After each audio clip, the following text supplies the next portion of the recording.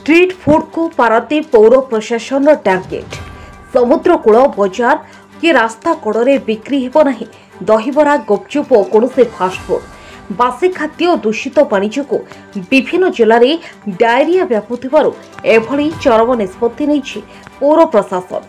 पारादीप आउ देखा मिलनी दहीबरा गुपचुप निराश हे दहीबरा और गुपचुप प्रेमी पार्टी आउ बाजबनी चटपटी खटा पानी कि सुआदिया दही पानी।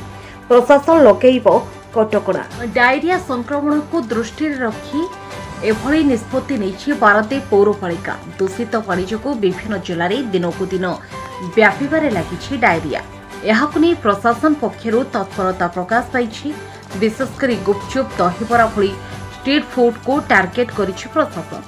पारादीप जनसाधारण स्वास्थ्य और सुरक्षा को दृष्टि रखी एभली निष्पत्ति निया जाइछि बोली कहछन्ती पारादीप पौराध्यक्ष बसंत विश्वास। आम इमिडिएट हईजा को दृष्टि रखिकी आमर जो फुटपाथ दुकान अच्छा जलिया कर खाद्य बिकुंट विशेषकर गुपचुप दुकानी प्रचार कर बंद करूँ। पानी बोतल जो मैंने पैकिंग कर बिकुंट दृष्टि दिज्व कारण से मन इच्छा परमिशन न थाई कि जो जो एसओपी अच्छी से माध्यम पानी न पानी तैयारी करना बटलिंग कर पैकिंग करना दृष्टि दिज्व।